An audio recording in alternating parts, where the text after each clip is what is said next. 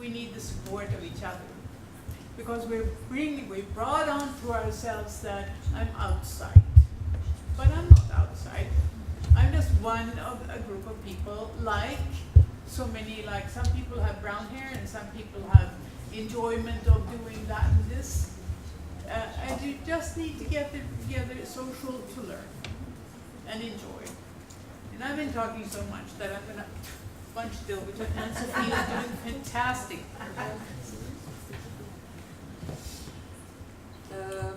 Nous nous sommes créés, nous sommes une association en France où nous regroupons depuis 16 ans 50 associations en France. We are an association. Can everybody hear Anne-Sophie, or should we ask her to come to the microphone? Would you both come to the microphone? That would be very good.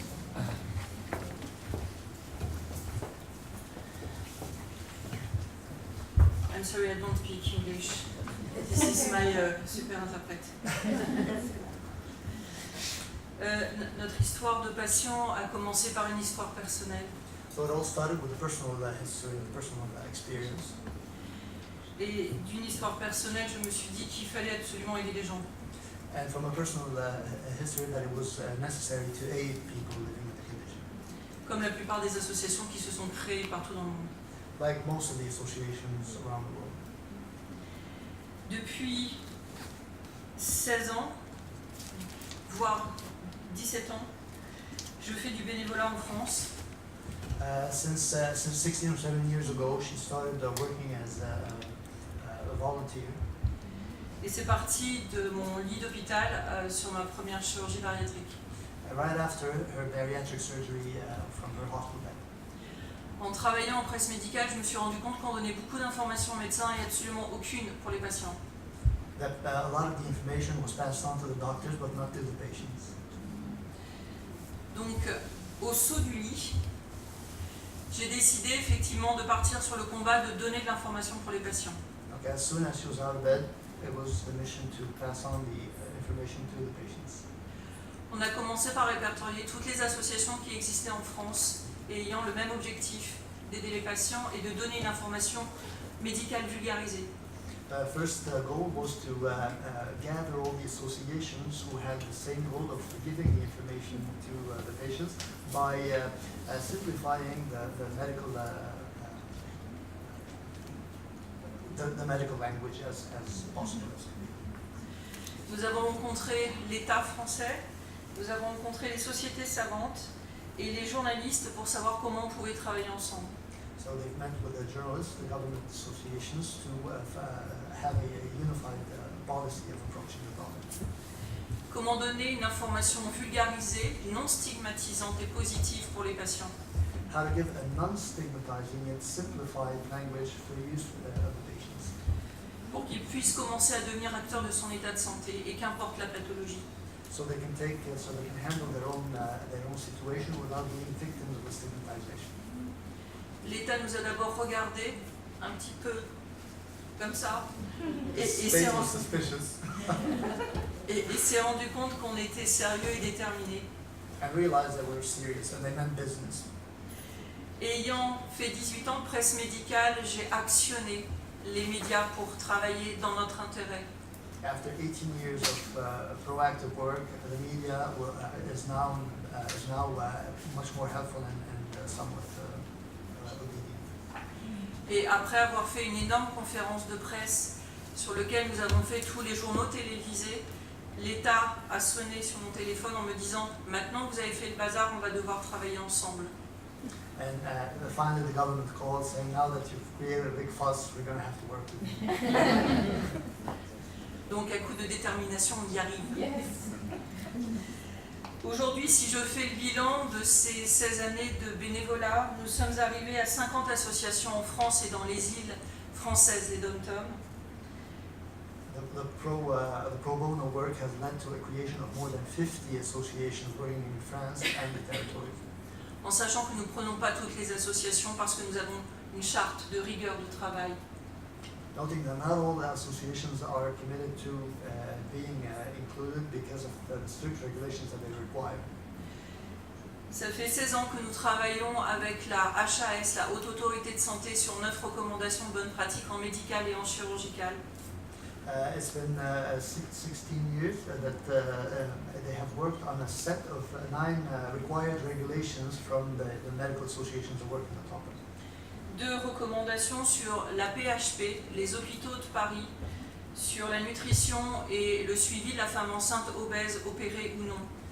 2 recommendations in the hospitals working in the Paris region regarding the health of the pregnant mother, the obese pregnant mother. Nous avons fait 2 commissions présidentielles, le plan obésité sous Nicolas Sarkozy et les États généraux de l'alimentation avec Emmanuel Macron. With Sarkozy and President Macron, there has been 2 meetings regarding the issue. Nous sommes dans différentes instances au ministère de la Santé, la Direction générale de la Santé, la Direction générale de l'Organisation des soins. They are involved on many levels with the Ministry of Health, the Directorate General of Health, Direction générale de l'Organisation des soins. and the official committee for the organization of healthcare. Le plan national nutrition santé, le plan obésité. The plan, Plan national nutrition santé. the national plan for health nutrition. Et le plan obésité. Nous travaillons aussi avec les instances, les ARS, les agences régionales de santé, qui sont des mini-ministères de santé dans les régions. So the county level organizations, the healthcare provider organizations, if you will. Je co-préside le club prévention santé à l'Assemblée nationale afin de discuter avec les députés européens sur la prévention. And the committee to deal with the European representatives deal with the health issues. Nous faisons partie également du comité de santé du CSA, qui est l'organisme de toute la régularisation télévisuelle et radio. And the television and the radio organization committee that work on the moment. Sur comment passer les bons messages et surtout interdire les messages stigmatisants. And how to stop stigmatization and favor proactive messages. Nous travaillons également avec les DU de chirurgie bariatrique et de nutrition pédiatrique. And bariatric and pediatric healthcare providers. Et à la demande de certaines facs de médecine, nous intervenons sur les 4e, 5e et 6e années de médecine, comme à la Pitié-Salpêtrière à Paris. And interventions on the medical school levels in the 4th, 5th and 6th year of medical specialization. Nous travaillons avec 3 sociétés savantes, la chirurgie viscérale bariatrique, la nutrition sur l'obésité et l'anesthésie sur l'obésité. Both work with anesthesia in surgery, bariatric surgery, and the nutrition intervention. Ainsi que l'Académie de médecine et l'Académie de chirurgie en France. And the Academy of Medicine and Surgery in France. Nous avons l'honneur de travailler avec le ASO et au Patient Concile. And of course the ASO. Et depuis janvier, nous faisons partie d'une instance interministérielle sur 4 ministères pour cadrer l'alimentation de la population en France. And with an interdisciplinary committee between 4 ministries in France to work on the application of the recommendations in France. L'obésité est bel et bien une maladie chronique sur laquelle il faut que nous travaillions tous ensemble. It is a chronic condition that we all must cooperate on with. Et rien ne pourra se faire si on n'est pas ensemble. Merci. And nothing will happen if we're not together.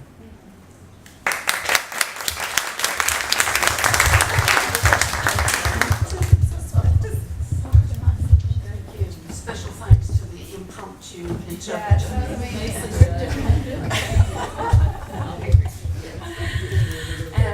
So earlier we, well actually all morning we've heard from various speakers about obviously obesity and the stigma, not only the stigma but on a policy level, governmental level, you know, how we face it every day, how hard these people are actually working to make a difference. And I'm pretty much here as the kind of the human body. So I'm here to actually just really reinforce it to you that although we talk about stigma and weight bias, we talk about building support networks, and that's what this session is about, building networks of support. the only thing I can actually say to you as a patient, not as, you know, the secretary for the Patients Council, or, you know, as a mother of 3 kids, or I'm also a DJ and I'm an author as well, you know, I'm all of these wonderful things. But the only thing I can say to you as me, Vicky, who has obesity, is that the support networks tend to start with you, with every single person. To me, it's almost like a responsibility for every person to take on board that it is, we say obesity is a complex disease. And we've heard Aria speaking and showing the spaghetti pretty much junction that blows my mind every time I look at it, and seeing just how complex on a massive scale it is. Can you imagine what that is actually like for a person with obesity? Because we're living that. We actually live that every day. We are constantly, unfortunately, internalizing a lot of the stigma, because a lot of the times I find people are looking at me going, I'm thinking, they're going, oh my God, she is so fat. You know, and then somebody will say, oh, I love your hair, and I'm like, I got it so wrong. We internalize an awful lot of the stigma, unfortunately, but that does not mean that it does not exist. So when we talk about support networks and building support networks, it is so important that it starts with every single person in the room. There's about 50 people in the room here, I counted. There was more before I got up. They ran. I'm joking. But it does start with every single person. So I would put it all to you, to challenge you all, to take that as a personal responsibility, to build your own support network, to have the conversation with your partner, who may have a sister or a brother who's overweight, to have that conversation with somebody in work. Perhaps you deal in HR. It would be absolutely wonderful to have that conversation with somebody and say, do you know what, actually, there's probably a reason that person doesn't sit in the chair there, because they can't fit, because it has arms on it. You know, there's probably a reason that that person, you know, is late in the mornings because they have to climb 3 flights, and those stairs seem like they're going on forever. They're a mountain. So it's taking the time to just consider what it is like for each person with obesity. And I would hope that you would actually take that away from today, on top of what all these wonderful speakers have said. Thank you. A couple observations. One I mentioned earlier is that bias and stigma is different for every individual, right? So just like obesity is different for every individual, what's considered bias or stigmatizing is different. It makes it a challenge. The other thing that we haven't talked a lot about, and it is something we've had to deal with as an organization. In fact, we put forward a respect pledge among our members to make sure they respect each other, because we actually find that within our membership, our members were stigmatizing each other based on their treatment option or lack of a treatment option or something along those lines.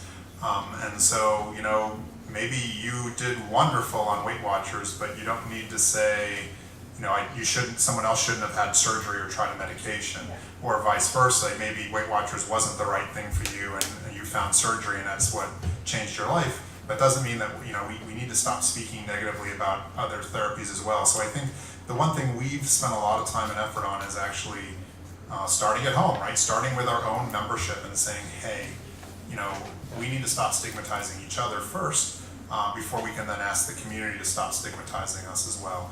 And it's not always been easy, but it is a slow and steady progress. And I think as you saw from the data I showed on the slides still up there, it's coming, right? It's taking longer than we like, but it's coming along. So thank you.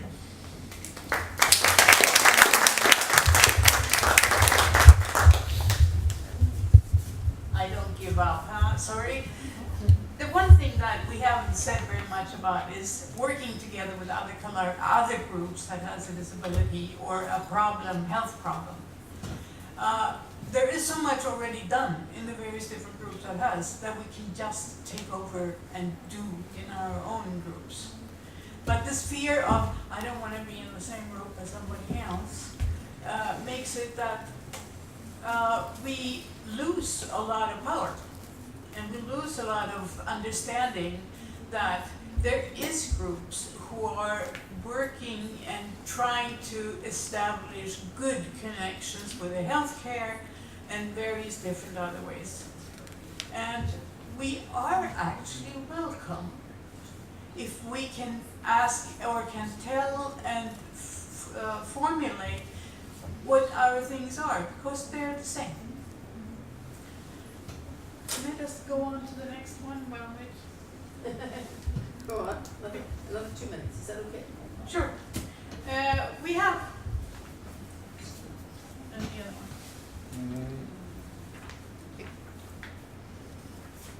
Awesome. Okay, fine. Oh, okay. We've been working a lot on trying to get a lot of the things, material here that we're working on. One of the things that Dominic was saying, well, gee, you know, I meet a lot of general practitioners and they don't know anything about stigma. They don't know anything really about weight problems. And we need to have something that is small enough that they can put in their pockets while because they're always so busy. But maybe if they're on the station in work, that they can do that. You know, walking between or taking the train from some place to other. So we've created a book. It's weight stigma in healthcare. And it takes a lot of our own things that we ourselves have said here. So we have it and we can share it and we can use it for all of us. And it's distributed right now. I don't know if there are enough copies for everybody, but if you don't get one and you want one, please say so afterwards. We can make a list. Yeah? They're available at the patient counsel's desk in the front. Oh, very good. We have also made an extended one that takes in a lot more of the social issues and social beings, what's happening. And that is a discussion called discussion material, and it's going to be called a booklet. A leaflet, that's that one, and the booklet. Because we need to have some way of communicating what is this thing. Well, it's a discussion material on stigma and user collaboration. We have it out on the net. You can take it down there. We are going to make a printed version too. We printed up 30 issues here to share with you today. And if you want it, it's only 30, so it's secret that'll last everybody. Well, I think the panel should certainly have clarity. Information material is important because you can't take in something that is so against tradition in one day or in 1 hour. You have to have something that you can ponder on and read a couple of times and discuss and share with other people. So we hope you can use this and have fun with it. And love the feedback. I just want to stick a word in there that this second version of the regular size is at exactly as it says, this draft is not finished. So just we have both would like to have both additions and improvements to the material.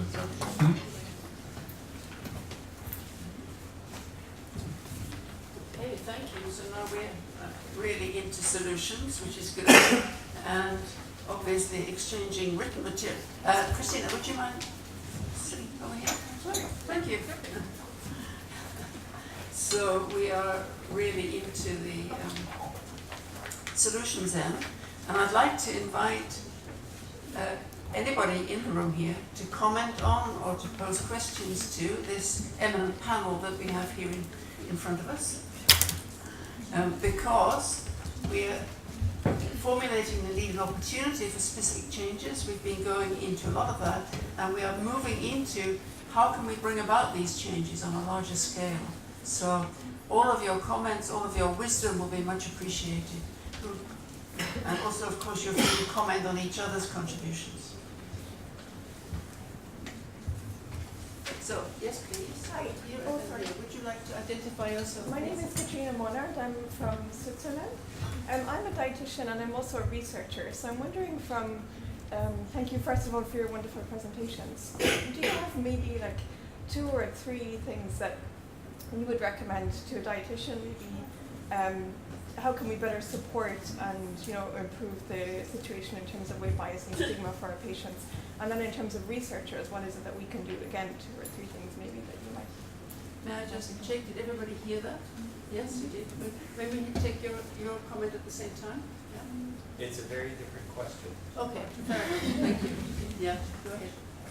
So in terms of resources for dietitians, I think in the US, the Academy of Nutrition and Dietetics actually, I just spoke at their annual meeting and actually did a full session on weight bias where they included, very similar to what we saw today, where you had Dr. Scott Gahan kind of do the part that Arya Sharma did, and then I talked about policy solutions, and we included a patient advocate as well talking about that. So there, some of that education exists, and to me, really, it is about that language choice, looking at those tools that are already talked about here as well. And then when it comes to research, I think for me the key thing is, okay, how are we translating kind of these new skills we're teaching folks and actually seeing how they're taking shape in the community? And I think that's really what is missing. So I have general data that tells me, okay, dietitians' bias rates are equal, if not slightly higher than the general public. But okay, now that we've implemented some of this education, how is that translating into change practice? And I think some of that type of practical research is missing right now that I think I'd like to see, as we can see, you know, even with the competencies project that I described in my slides, you know, those are great, but we have to see, okay, we produce a wonderful document and it got put on a shelf that has all this information in it. How is it being translated into practice? And I think that's, what we're missing right now is some of that practical data. Would be a great area for research. Very good. Thank you. I actually just want to add something there. One of the things that we speak an awful lot about as patients, and going through many different groups in many different countries, and it doesn't change no matter where you go, is that a patient with obesity wants to feel accepted. They really want to feel accepted.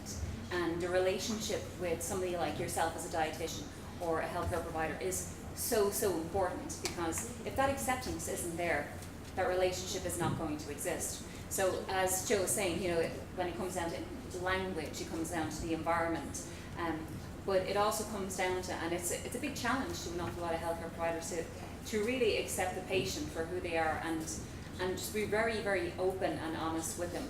A patient will, it's like anything in human contact, they will understand that. They will completely understand that you understand that they're going through a really difficult time with their disease. So I think that's really, really important that, you know, the people around you that you work with realize that the acceptance and that relationship is key to actually getting better work with them.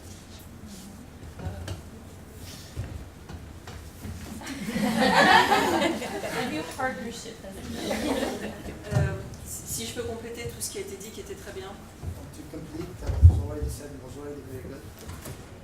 Donner des objectifs atteignables à vos patients. To give attainable objectives, realistic goals. Pour surtout ne pas abîmer l'estime d'eux-mêmes qui est déjà très abîmée. Not to ruin the low self-esteem, the self-esteem which is already harmed. Et cela doit passer par une photographie de ce qu'ils ont déjà en termes de comportement et d'y mettre du plaisir. Which goes through showing them their behavior, their actual behavior, and showing it in a positive light. Et essayer de voir si éventuellement par l'alimentation on ne met pas un pansement sur des douleurs psychiques. And if not, if they're not using food as a way to heal other pains.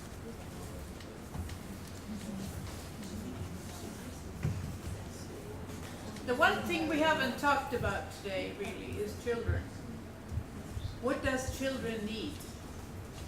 I know that in Sweden, one of our eminent women have managed to do computer, it's called something nice. A database? What? Is it a database? No, it's called a platform or something like that. Where you can go on, what? A platform. Where you can go in and find a lot of data about children. Because like a child, I mean, they're connecting a lot of kids to camp. And it takes 2 or 3 days before the kids are trusting to be just children and not fat children. So we need to focus on some of that thing and learn, because we learn ourselves when we do it, and can really do a good job. Computer spread knowledge. Have it there on a base. See to it that it goes out information about it to the hospitals, to teachers, to the schools, everywhere. Okay. May I ask, just make one comment, then I'll ask, then I'll let Doug ask his question. But I just would say on the children aspect of it, so in the U.S. we have this big push now against childhood bullying, right? And this is whether it's for gender or religion or whatever it may be, appearance. But our challenge is that although this is now normal, right? Schools are educating about bullying. They leave out the original form of bullying, which is weight-based bullying that happens on playgrounds.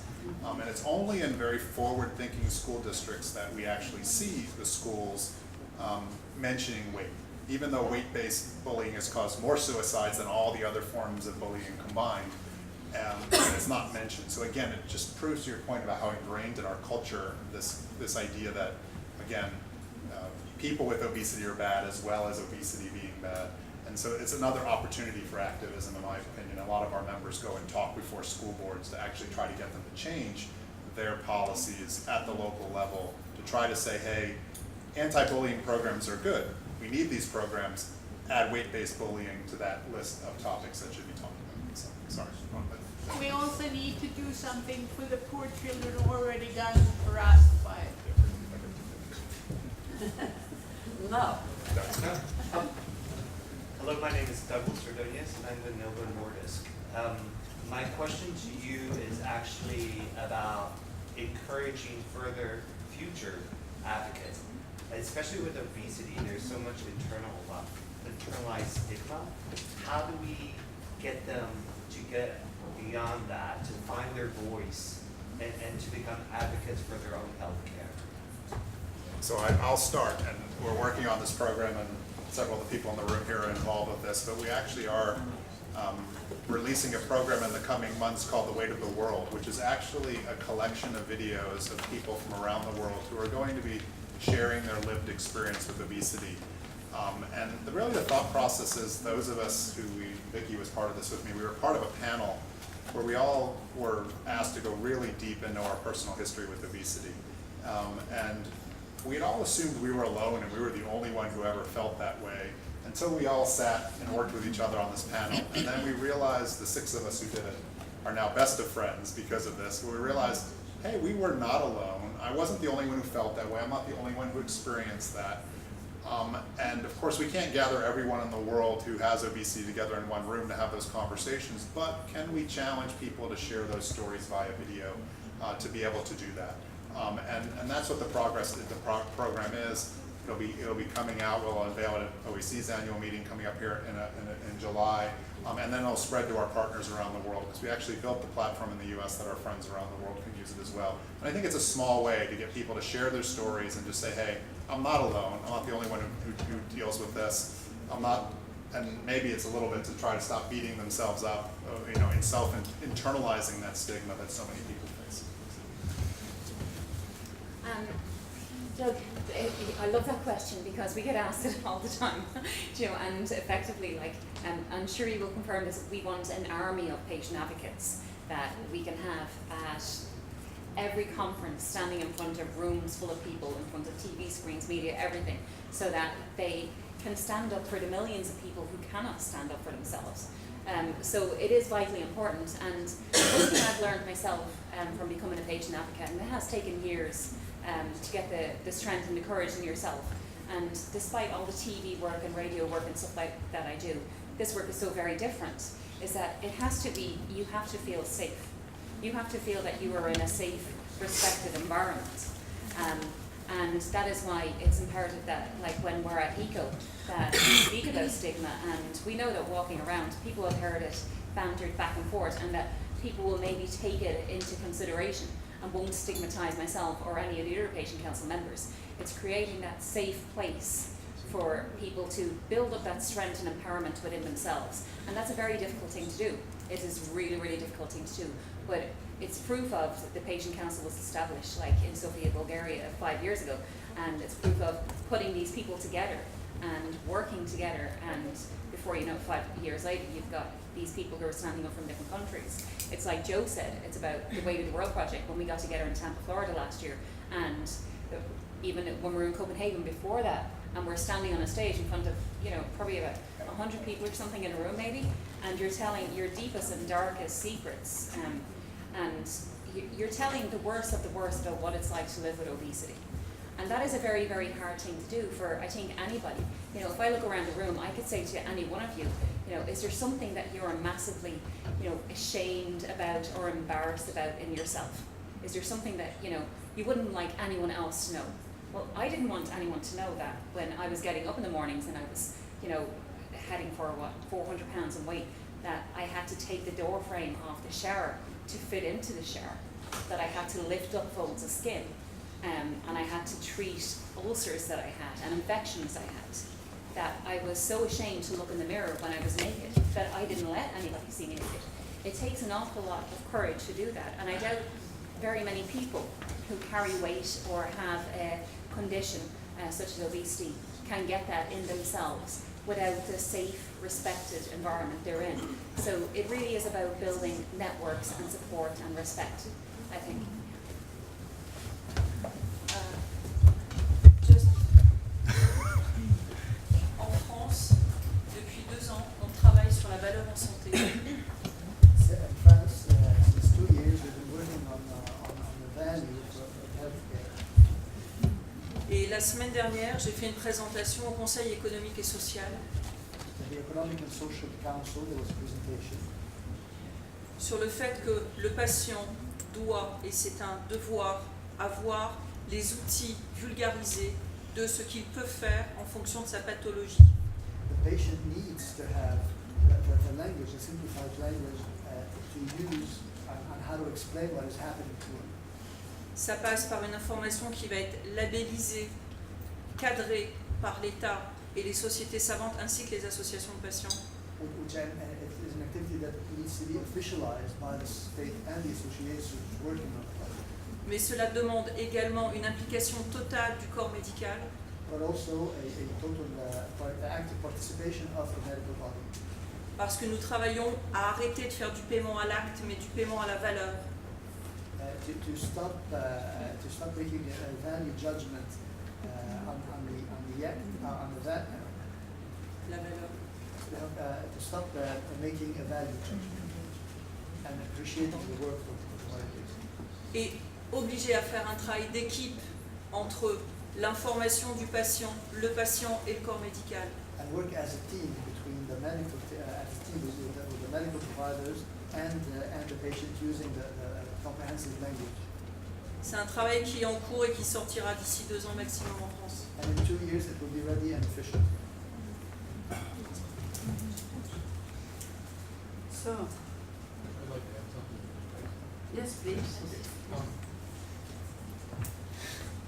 Two things. The one is that this leaflet material, the one which is the finished version, I don't think we really quite identified one of the authors, Dominic Durer. Is Dominic here somewhere? Oh, she was. Oh well, I thought she should be named a little more specifically. Otherwise, it's been Christina Fleet was beyond the project yet. She may not, and I've been involved with it myself. The other thing I wanted to say is because you got, I'd like to add something to what I said. Because it's named in the draft material which we have distributed, and so some of you will be reading it. There we've written about something which we call social recovery, and I'd like to explain that because it's not an established concept, it's a suggestion. The thought behind it is that we've been hearing about how obesity is a chronic disease. That means it's something you're going to be living with. And that can feel pretty hopeless when the message otherwise has been, as Christina was saying, don't believe that you're going to, get rid of all those extra pounds and they're going to have a normal life after that. Partly because the social problems are still there, the identity is still there, and because it's still a chronic disease, so you're going to be living with it. That can feel very hopeless. And then it occurred to Christina and me that it might be helpful to borrow a concept that is used in some other areas, the concept of recovery as not a medical concept, medical recovery, but in a social meaning, is used in among mental health patients and in research on mental health, and it's sometimes also in the alcohol and drug abuse field. And it might be helpful to have, if not that concept, then some other concept that meets the same type of need. because it's still a matter of living a life. You know, if you're paraplegic and you're sitting in a wheelchair, you can't get healthy in the sense that you can walk, but you can still live a life. And mental health patients have learned that they maybe never will get rid of all of the symptoms, but they can still have a good life. And that's the kind of message that we're trying to get at by suggesting that concept. And we'd love to have some feedback about what you think about whether this is a useful concept, or maybe have some other suggestions for what one could say. So, any comments or questions? Yes, please. I'm sorry that you need to speak so everybody can hear you. Would you be kind enough to stand up and... Hi, everybody. Everybody. I'm from Portugal. I'm an anthropologist, and my question is about how can we expect that the general public not stigmatize people with obesity when physicians are the first to do so.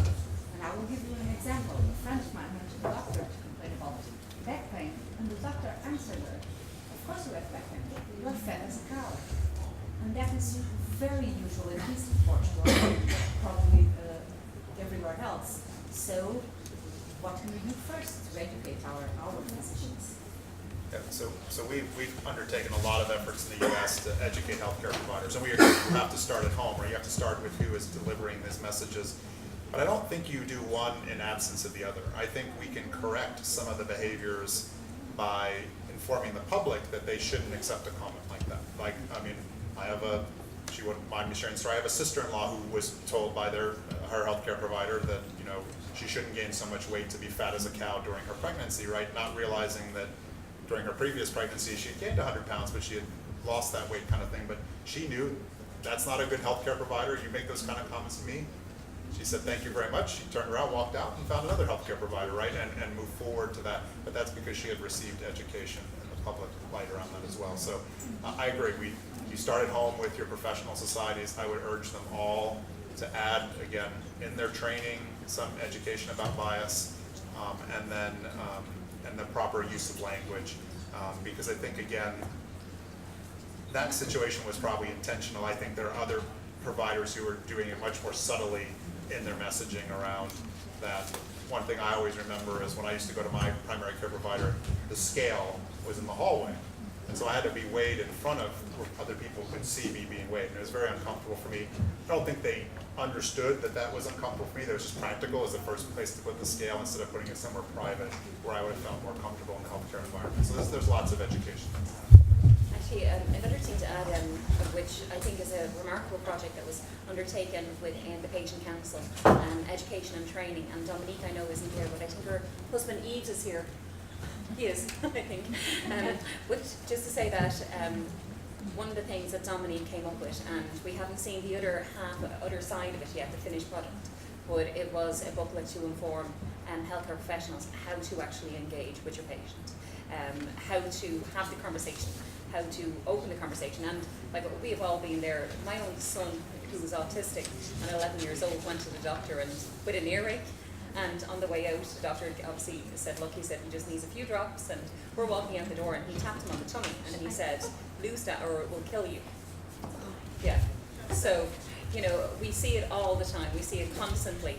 But it's great that from Dominique, who is not only a physician and has done remarkable work and an awful lot of research, is now putting this out on a European level, in the hope that healthcare professionals will actually listen to, and not only, I suppose, the thing about it is not use their own kind of ideas of what obesity is, but be open to listening to what obesity is from a patient, how the patient actually is feeling and what they're struggling with, and addressing that rather than what they think obesity is. Because in fairness, most of them haven't had a training in obesity. I know in Ireland, over the course of doctors, training and everything else, 6 hours is dedicated to obesity. 6 hours in all those years. So yeah. So, This is the one. I would like to just say here, we have one more EU presentation to make. And before that, we might call that a final presentation. We have time for one or two more questions if the panel promises to express themselves very, very briefly. So, yeah, so if we just have no pressure at all. If we just have one or two very other quick responses to that previous question, and then we will take a couple more questions here with snappy responses. Yes? Okay. Non, je voulais juste rajouter que on représente physiquement ce que la société ne veut pas être, d'où ce rejet violent. We represent physically what the society refuses to see or refuses to be. This is why we are rejected so violently. Et tant qu'on n'aura pas une compréhension et un peu d'empathie de ce qu'est l'autre, on n'avancera pas. Il faut sortir de la superficialité. L'enveloppe corporelle ne représente pas ce que vous êtes là ou ce que vous êtes ici. And as long as we haven't gotten rid of the superficial talk, the superficial understanding, the problem will not be able to get rid of. Il faut faire la prévention. So it's prevention. Okay, we have two more questions here. One here and one there. We start here, yes? Would you like to stand up? Yes, Marije Galafaz, I'm a GP and work in Sweden and obesity treatment. I have a question. I'm actually in a position where we try to educate primary healthcare workers, all the different professions, at least a few times a year. What would an ideal education or workshop on stigma look like that I, as a simple GP and a dietitian and a physiotherapist, that I have, that it's like we three. Yes. How would it look like? I mean, practically, how can I? Yeah. Je l'ai fait en France il y a 3-4 ans sur les journalistes qui critiquaient beaucoup l'obésité et on a fait un costume qui était assez volumineux et on avait lesté avec des poids de plongée et on les a jetés dans le métro à Paris. 2 or 3 years ago, in a formation with the journalists, they came up with the idea to come up with those fat costumes, which they have thrown in the metro stations. Avec des poids de plongée et on leur a dit maintenant il faut passer dans les tourniquets et il faut aller s'asseoir dans le métro à côté des personnes. Where people would wear these with weights attached to these costumes, and they asked the journalists to have to go through the metro and try to sit between people and see how hard it would be. Au bout de 2 heures, stop. J'ai dit nous on ne retire pas le costume. And they cannot take off that costume. That's not an option. Et maintenant on le fait dans les facultés de médecine. And now they do it with the doctors in the faculty of medicine. Experiential. You want to? Yeah, we do the same training in Canada with the bariatric care suite that I showed you. We do the same training. It has a really impactful, we've measured change, and it changes weight bias significantly with healthcare professionals. Yeah, it has to be done very respectfully. It's not made to make fun or, so with good guidelines, it's very effective. Yeah, nicely done. My name is Denise Campbell-Sher. I work at University of Alberta. I'm sorry, would you mind standing up and saying so everybody can hear you better? Yeah, I'm Denise Campbell-Sher. I'm a family doctor at the University of Alberta. I work with these guys. We should chat because one of the things we're trying to do is actually get a group of people together who want to change the training. So we meet monthly. It's kind of like a little club. People are doing it off the corner of their table, trying to produce courses and materials for teaching for students and residents and practicing physicians. So there's a little poster if you want to join the club. Everybody's welcome. Because I mean, the point is that right now they get 3 years in first year on obesity, on a chronic disease that affects 40% of their patients. And you know, the Maya Angelou quote, right? You can only do it like you can only do as well as you can do. If you don't know better, you can't do better, right? So first thing is to help people know better. So anyway, join the club. Yeah, it's Yes. Networks. Please. Yes. My name is Katia Greenko. I'm also with Novo, and my question goes to Gigi and Joe. Joe, you mentioned that when you receive some of the weight bias reports, you reply to people trying to help them. Can you maybe share some practical things that you can tell people when they've experienced that? Because before that external drop becomes internalized, are there any practical things that... So the most practical guidance we give people if they experience bias from a healthcare provider And I mean, the practical advice is to talk to them about the complexity of the disease in order to help them understand it's complex. That's not really a realistic option when you're in a power position, a healthcare provider to a patient. So we've actually developed a resource in the US that identifies healthcare providers that are willing to see people who live with obesity and talk to them in a more respectful way. And it's not the perfect solution, right? But if you're someone who needs care and you're being stigmatized by your doctor or your healthcare provider, maybe the best option is for you to find someone else at that point, and then let us, through our education efforts through the societies and through the other organizations, be able to try to change their behaviors. It is not an easy question. I mean, 90% of those questions are about healthcare situations, and I would say 75% of the time we're telling someone, you probably need to find another healthcare provider because this is not the right person. And at least in the US, we have the freedom to move between healthcare providers in most cases. I can't wait to give you a hug. It's been a while. Actually, just to add to what Joe said there, it is quite a difficult thing for a patient, and it's a horrible, horrible situation to be in. But one thing is key, and that is knowledge and power to the patient. A lot of patients actually don't understand that they have a disease.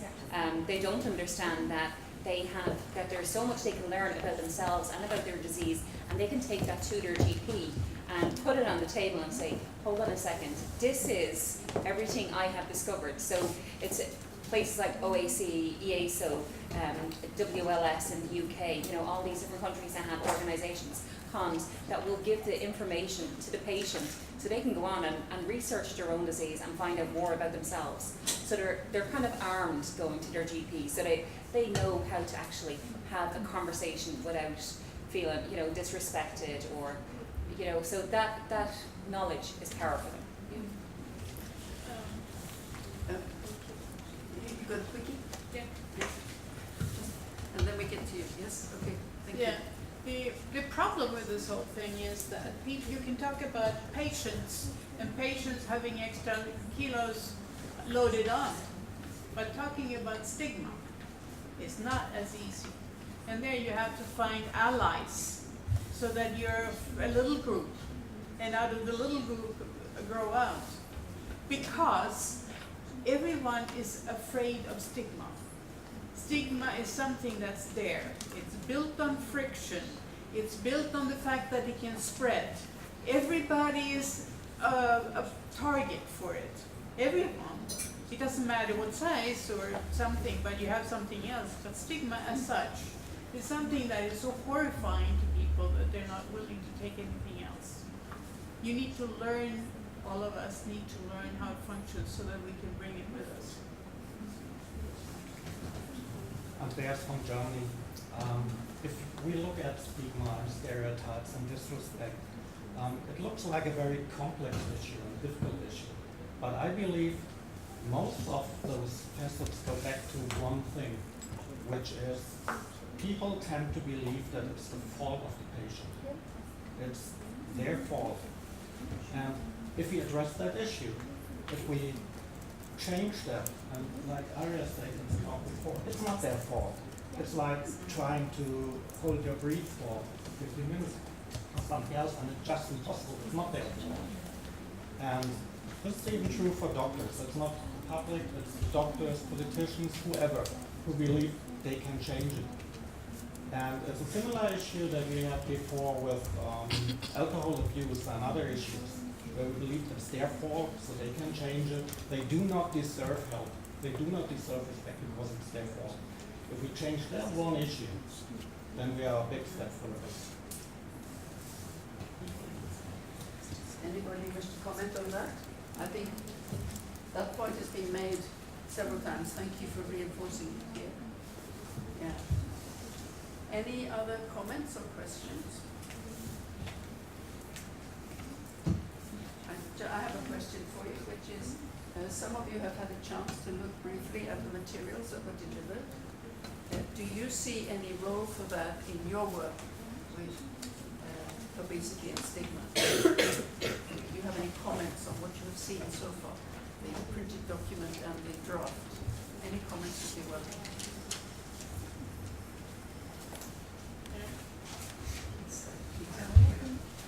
My name is Rite and I'm from Novo Nordisk as well.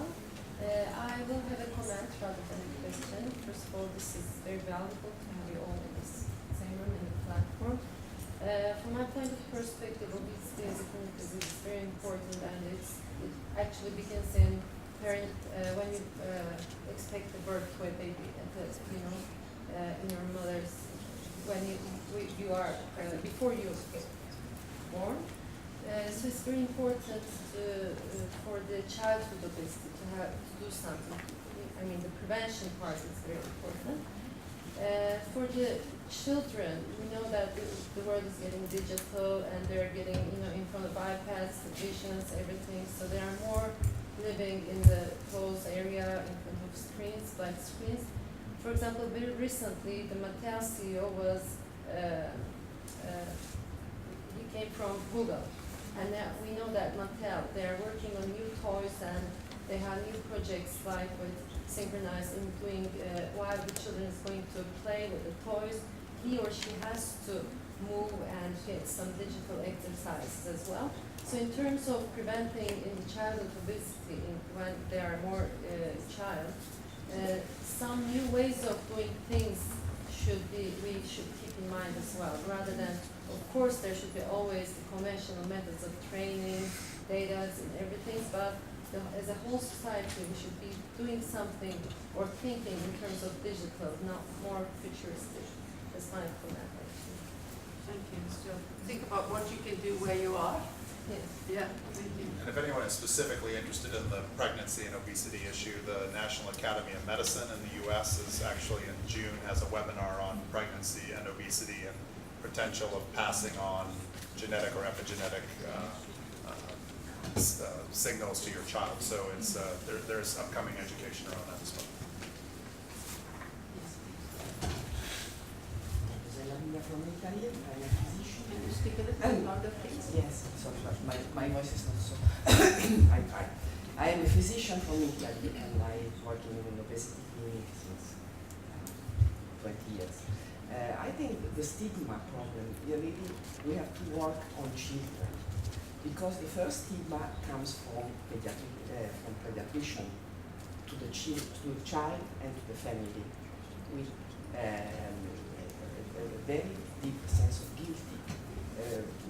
My experience is that I have 4 children with the same husband, and 2 are thin and 2 are fat. And my environment is the same. And I still fighting with the pediatrician. They say you should do more, move more, eat less, and so on. But I say they are 4. We do the same things for 4. So it's not this the reason. But at school, they have stigma, the 2 girls that are fat. And so I think the stigma really can become from when you are a child. So your self-consciousness become very low. So you go, your score at school are lesser. And so your life becomes on uphill and not downhill. I think this could be, because everything you say is very good, it's very, I appreciate it very much, and we try to apply in our work as strong as we can against orthopedicians, against, mainly orthopedicians are, in Italy, the one who give stigma to patients. But children are really, really exposed to this. I think it's really important that you mention that because we speak an awful lot as patients about the vicious circle, and for those of you that would know what the vicious circle is, it is particularly for myself as a child, I did carry weight. I didn't eat any different to my brothers who were like your 2 children who were quite slim, quite normal, quite healthy. I exercised as much as they did. I was actually, a really fast runner in school. I came second and first, and I was quite delighted with myself, but I was still carrying weight. But because I carried weight, I was stigmatized and bullied as a child. So what did I do? I ate chocolate to console myself and feel a little bit better. But then I would feel guilty because I would look at the empty chocolate wrapper and go, oh, that's wrong, I shouldn't have done that. And then I would start to self-talk, that like voice in my head of, you know what, now you're going to get fatter, what are you going to do now, this isn't any good, then I'd notice more people looking at me, I'd eat more chocolate. So I'd go around in this awful circle, and then I start to isolate myself. And that vicious circle exists in an awful lot of people with obesity, unfortunately. And I think one key way is education within schools and opening a conversation at a very young age. You know, we've seen videos and stuff like that from different countries where the children are actually, you know, not stigmatizing a child that is overweight, but including them in their play and their chat and their conversation. It's about actually, you know, having that conversation with a child, the teacher having a conversation and saying, okay, just because somebody is a little bit bigger, that doesn't make them any different from the person who speaks a little slower, or the person who has orange hair like in Ireland, because they're all gingers. You know, it's about making it more normal and accepted at a very young age. And like, I mean, that starts in education, you know, and put at home as well. You give the tools to a parent, you get the parent to open the conversation, and voilà, communication is a lot of it. Il y a un sujet sur lequel on n'a pas encore évoqué. Pour la France, l'obésité n'est toujours pas reconnue comme étant une maladie. Okay, an important topic that we haven't tackled, for instance, that in France it's not even recognized as a disease. Et c'est 1 heure qui n'est pas obligatoire en fac de médecine, dans le cursus initial. It's just 1 hour in faculty of medicine when we talk about it. Quand on réussira à prouver que l'obésité est reconnue, l'obésité comme une maladie dans tous les pays du monde entier, et que ça soit inscrit et éduqué en fac de médecine et en paramédical, là on commencera à avancer aussi. Once it's recognized as a disease worldwide, then begins the real work. C'est une des conditions sine qua non, en plus du travail qui doit être fait sur les patients et la population. It's an unconditional requirement to be done on the level of patients and medical care providers. Thank you very much, panel. But I think what we heard today is that the stigma and the weight bias that we've been talking about and the complexity of obesity they're both very difficult challenges that we have to tackle. I am a public health person. I have a PhD in public health, and this is the mantra that, you know, the ecological model of health promotion that we use in our training. Basically, whenever you address a complex issue, you have to do it at multiple levels. And we're talking influencing, when we're talking about getting obesity recognized as a disease and reducing weight bias and stopping weight-based discrimination, we're talking about doing policy work, trying to address things and change the policy so that it is not okay for a primary care healthcare provider or an employer or the media to discriminate against a person because of their size. And then, you know, in order to do these changes, we need a lot of people working together. So we need communities to build relationships like we're doing today at this workshop where we're talking about, you know, what's France doing, what's the UK doing, what's Canada and the US doing. Like all of us are doing things, and I think we can learn from each other. And I think that's very important that we have this opportunity today to talk about that. But we also need to unite the organizations, and so the Canadian Obesity Network is a professional association that was started 10 years ago. But we realized very quickly that, you know, we need to work with patients as well as professionals. And so we do need to change health professional practice, and we train health professionals, and we develop tools, and we do weight bias sensitivity training, and we develop clinical practice guidelines, and we do research. But fundamentally what you have to realize that a lot of people who work in obesity have been trained in various disciplines. And the majority of people who work in obesity have been trained in either nutrition or exercise. And so these are the worlds and the lenses that they bring to obesity, right? Like they've been trained in these fields. And in public health particularly, my colleagues are dietitians, nutritionists, exercise physiologists, people who have been trained according to the energy in, energy out model of obesity. They still haven't been, you know, trained in the spaghetti model of obesity that Dr. Sharma showed. Many of my colleagues that are dietitians working in public health, or people who make public health policies in Canada, are dietitians, exercise people who have been trained in that energy in, energy out model.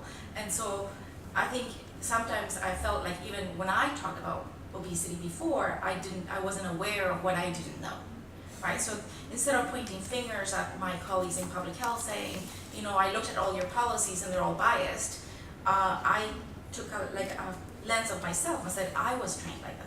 And so we need to change that narrative. So how do we change the public health narrative that obesity is not just about diet and exercise, that obesity is not a choice, obesity is not a self-inflicted disease, that obesity is much more complex, like Dr. Sharma was talking about. But I have to understand that they're like me, they were not trained on this. And so rather than pointing fingers at them and say, you know, you guys are being very bad here because you're focusing on prevention and you're not doing a lot on treatment or supporting patients who have obesity, let's instead work together. And from an interpersonal level, I think, you know, we all know people who are affected by obesity. In my own family, I have many family members who have obesity, right? And so obesity affects everybody in society. It's not just the people who have obesity, it's people who work in obesity fields, it's people who work in public health, it's families, it's neighbors, it's everybody who has obesity is affected by the stigma that is experienced by people living with obesity. So in my own personal case, I have a nephew who has had bariatric surgery, and he was bullied as a child all his life. And this is why I'm very passionate about trying to deal with this issue, because I saw it affecting my family, right? And so public health policymakers, they also know people. And when I interview public health policymakers, many of them had obesity themselves, and they had experienced the weight-based bullying and shame, right? So I think it's just that we need to talk more about it. And at the individual level, the Canadian Obesity Network, you know, we've changed the way that we function within our network from a professional network to being an organization whose mandate is entirely focused on improving the lives of Canadians living with obesity. And we recognize that we needed to change, and we needed to bring patients into the network and develop models that are user-driven, right, patient-driven. And so from CON's perspective, from the Canadian Obesity Network perspective, we've done multiple things to try to change the narrative in Canada, right? Like I showed you earlier this morning, the report card where we showed that there's a lot of focus on obesity prevention in children and youth, and no access to obesity treatment. And in part, that was because obesity is seen in Canada as a risk factor, not as a disease. And so we're trying to change that. But what we realized is we need the patient voice to be with us, to tell us, and to tell everybody else and educate everybody else that obesity is not a choice. Obesity is a disease. People do not choose to have obesity. People do not do this to themselves. And so we created the Public Engagement Committee a few years ago, but it's taking us 2 years to get to the point where we have a group of individuals who are ready and prepared to advocate for obesity, right? Like, so we went through a strategic planning session, we went through advocacy training, we finally have a public engagement coordinator inside the Canadian Obesity Network. It took 2 years to get to this point where we have been able to change our organizational structure and the way that we do business in the Canadian Obesity Network to be more patient-centered. And I think if CON can do it, if the Canadian Obesity Network can do it, everybody else can do it. It does take the commitment from the leaders like Dr. Sharma and our board directors and everybody to say, yeah, this is the way that we want to go, and we can change. We can be more patient-centered. And then from our clinical practice guidelines, if we want to influence the behavior of practitioners at the primary care level or in hospitals, wherever we want to do, we do need more patient-centered clinical practice guidelines, right? Like, so it's not just physicians learning more about obesity or dietitians learning more about obesity. It's how do we work with the patients to develop a better therapeutic relationship between patients and healthcare professionals. And so the guidelines, and several of my colleagues, Denise and Mary and Dr. Sharma, are developing these guidelines, and we have patients on the steering committee for the clinical practice guidelines, because we want to make sure that these guidelines are patient-centered, and not only making sure that they have the patient voice, but also making sure that when we develop the final dissemination tools for the guidelines, we have patient tools. We have information and resources for patients that they can grab and take it to their professionals, to their doctors or nurses, and say, look, I got this from the Canadian Obesity Network. This is the clinical standard for obesity management. It can help them advocate for themselves, right? So we need to, I think it's possible. It's been working very well. It's taken, again, it's a 2-year process. We're kind of like midway through it, but patients, we have a patient on the steering committee. Patients are reviewing the research questions. Patients are reviewing the recommendations. Patients are developing the dissemination tools. It's an ingrained process. And then the action study, which, to date, we didn't really have national data on the prevalence of, weight bias in Canada, or national data on, how patients perceive access to care, or how healthcare professionals perceive access to care. And so thanks to Novo Nordisk, who funded this study in Canada, CON now is taking the results of that study and contextualizing them based on our experiences. And we can use those research results to continue to advocate for closing the gap between obesity care and the people's experiences. And then, like Mary talked about today, trying to influence how everything happens in hospital. So from the moment a patient walks into a hospital, into an ER, how do we create safe environments, as Vicky's talking about, respectful environments where people feel like, it's not their fault and that they're not a burden, that they're regular citizens, that we deserve equal treatment like everybody else. So from my perspective, I still think we need a lot more work in changing public health. And public health is obviously biased to me because I'm a public health person.